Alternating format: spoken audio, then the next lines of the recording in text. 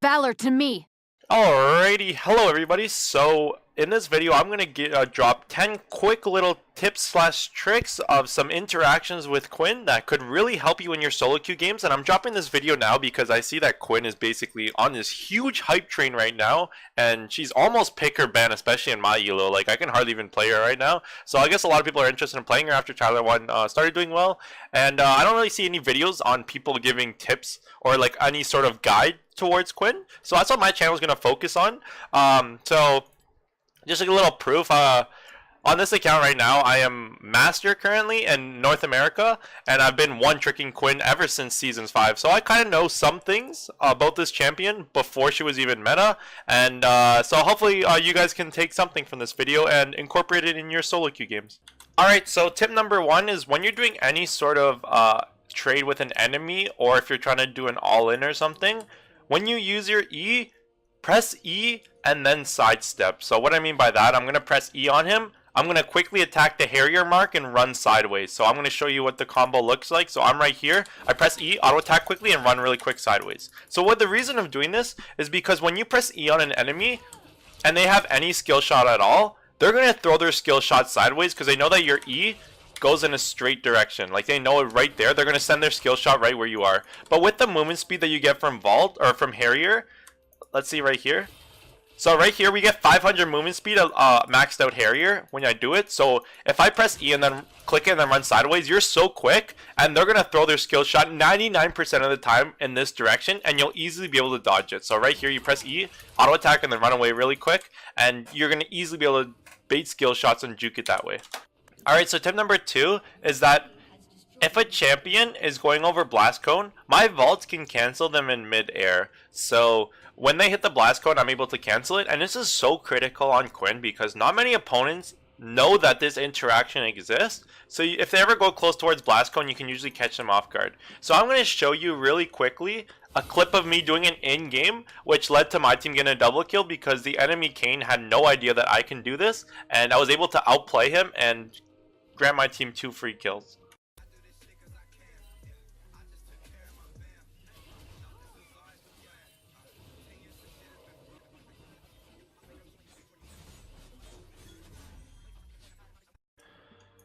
Alright, so for my next tip number 3 is to blind and then flash. So what I mean by this, say if this champion is very low on HP and I want to chase him, if I flash instantly right here, he's going to flash right away, because usually opponents do that. If I flash, they instantly flash right away. So instead of doing that, blind the champion and then flash. So I'm going to show you really quickly again. So blind the champion, then flash and go for that last auto attack. Because when they're blinded, they cannot see your flash at all. So you can usually catch them off guard. So as long as he's blinded first, I can flash and go for that kill right afterwards, and he won't be able to react with his flash in time most of the time. So I highly recommend that. Another cool thing is that when your Q's sent and you flash, your Q's a longer distance. So I press Q and then I flash, it goes farther towards him. That's a cool little thing that could be helpful. So again, I press Q and then I flash, and it's got a longer range. If you want to do a quick blind flash and you want to skip the animation a little bit.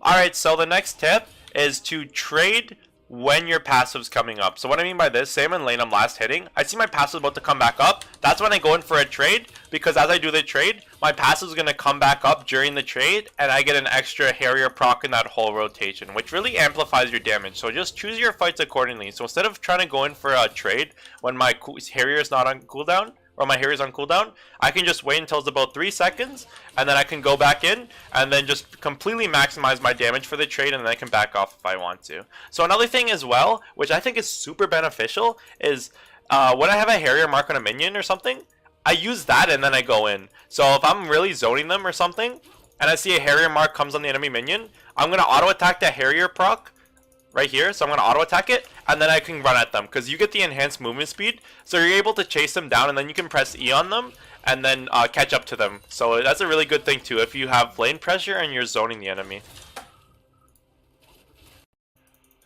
Alright, so tip number 6 This sounds pretty easy, but I cannot stress enough how important this is. So save your vault for reaction only. And I see so many Quinn players fail at this one little thing. So even players like Voyboy, I played against this Quinn a few times and I saw him using his E pretty aggressively. So no matter what in the game, if I'm laning against anyone or just team fighting, never greed for your E for your Harrier proc. Because what that does, this is your only escape if you don't have flash. If I press E and it's on cooldown, I'm essentially a dead bird if anyone can go on me. So when my E's down and they have any form of CC at all, I'm dead. So it's literally just like you're playing an AD carry. And the number one tip for AD carries, like say you're playing Lucian, you're playing Corki, you're playing Ezreal, whatever it is, you always save your dashes for escapes. You never go in aggressively with it unless if you're 100% secured that you'll be fine. So the same thing goes with Quinn. So I'm not going to use my E unless if I know that their CC ability is down. Let's say if I'm playing against a Darius right here and he uses his hook and he misses, that's when I can go in and press E because I know he has nothing else and I'm safe to do so. So always use your E for reaction. So let's say if Darius pulls me in and I'm right here, then I'm going to use it for reaction and use it to get away. So I can use it to cancel or react to their CC. So that's the best way to do it. So say if they engage on me, that's fine. My E is useful because it pushes me back to a safe distance so that I can get away. So always use it for after they use CC and never be greedy with it because it's the worst thing to do. Because right after your E's gone, it basically sends a huge red flag to the enemy to say, hey, flash on me, use everything you got because I'm just a walking dead bird. That's all it is. So just be very cautious with your E usage and I guarantee this tip will really help your Quinn performance throughout solo queue and anything else. Alright, and tip number 7, use your Valor, which is your alt form, to bait skill shots. So this tip is so useful. So essentially what I mean by this is when you're in alt form, you have so much movement speed, especially at level 16. So essentially, what I really like to do, which helps me so many times, is to get really close to an enemy and bait their skill shot. So let's assume that this is Ahri right here, and I'm right here, and I'm, let's say it's like a critical point, we're mid lane or whatever, let's just pretend we are. I come up close to her, close enough that I'm far away, and what she's gonna do, she sees me coming close, she's gonna try to catch me, so she's gonna throw her charm right here, but since I'm so fast, I'm easily able to dodge it, and then right there, we have a huge ability down for Ahri, and this really helps. So especially if it's towards late game where you want to bait any skill shots you can, what you can do is just get close enough to where you're comfortable, bait the skill shot and fly away, and there you go. So now their big skill shot's gone, and that right there really helps your team out because right after that, Ahri's charm's down, so she can't really do too much, and you can easily kill her. Or let's say if it's a Sona or whatever, you can go close, bait out the Sona ult when you get close to range, and there you go, Sona ult down, and then you can easily win that team fight. So it sounds like a whatever tip, but I'm telling you, so many of my solo queue games, I do this, it baits those huge skill shots, and it can really turn a team fight around. And it's really easy to be comfortable with it, so it seems really greedy, but you're so quick that it's so easy, especially when you're really good on your clicks.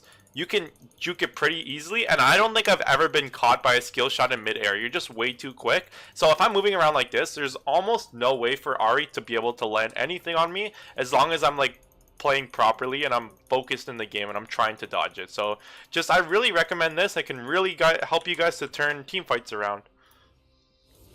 Alright, so tip number 8, when you're running near a wall or anything like that, stand in the bush and E out. This almost works like so many times because people don't realize this. Let's say right here, we're in this situation, I'm low on health, I'm running away, I'm running towards this bush right here, and the enemy's gonna follow me, and right here what you can do, you can press E and jump over the wall. So a lot of enemies totally forget about this when you're playing against Quinn, that she can even do this. So if you're running towards the wall, they're gonna think, oh wow, this Quinn's low, dude, I'm gonna go catch her. So they run after me, and then I can just run up to the bush and then use their body to E over the wall and catch out. So honestly, I swear to you, like over 90% of the times this works. Like they see me low, they run after me, and they forget, oh dude, I can E over them over the wall, and they basically secure escape for me. So I really recommend you guys to do this no matter what. If you're ever low, just run towards the wall, and they're probably going to chase you, and preferably in a bush so that they totally forget about the interaction at all.